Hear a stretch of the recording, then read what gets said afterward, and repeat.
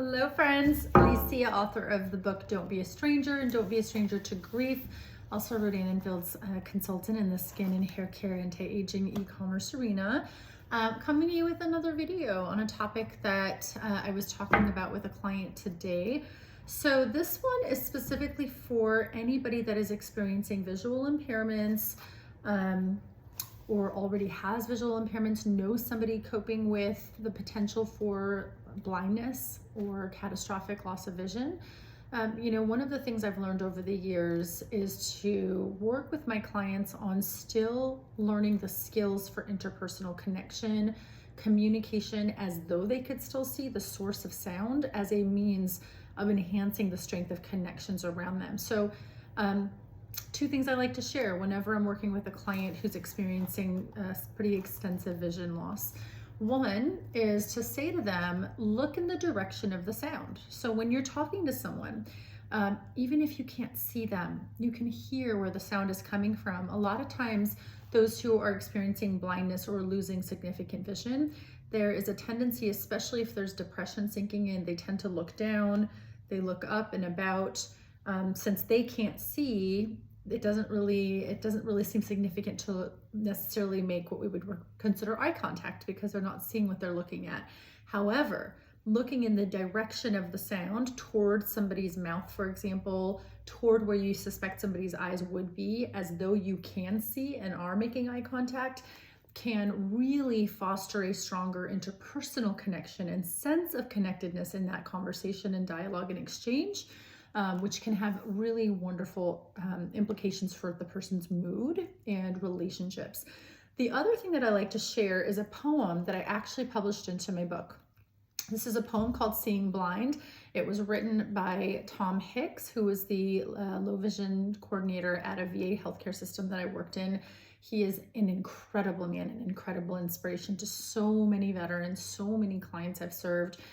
So much so that when I published my first book, Don't Be a Stranger, on connecting more memorably with people, I asked him if I could include his poem in my book. So this comes out of chapter 4 of my book, Don't Be a Stranger, called Be Ninja-esque, which is all about trying on new skills, putting yourself in new environments, and if you're not used to smiling at strangers, try smiling at strangers. If you're not used to eye contact, try some eye contact. If you're not used to bantering, try bantering. Being ninja-esque is all about put yourself in an environment you're not likely to go back to. Maybe drive to a coffee shop way across town you usually wouldn't go to, or go to a restaurant and sit at the breakfast bar in a place where you're unlikely to go back to, or try on some of these skills if you're going to be out of town, for example, or go to a local hotel. Lower the risks of what the feeling of rejection might mean to you, and practice some of these new skills in a place where you feel like the consequences of perceived rejection are lower. And I talk more about that in the actual book itself. So this is Tom's poem that I really love. I encourage you to consider Tom's words the next time you're getting to know someone. This is the vision of a leader and how the vision of a leader inspires and draws from within. So I probably forgot to mention, Tom himself is blind, legally blind. And so all of the things and all of the programs that he has created and the ways in which he's inspired blind veterans is just beyond me.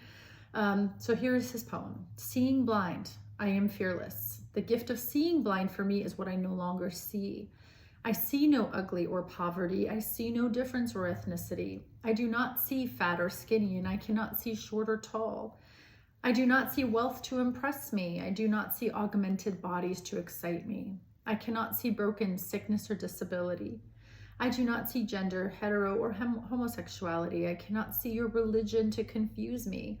I do not see your country or wars that scare me. I do not see your bigger house, new car, or flashy jewelry to diminish me. I do not see weakness or the elderly. I do not see your education, title, or position to lord over me. I cannot see injustice that consumes me. Why do you still feel sorry for me? Seeing blind, I see more than you see.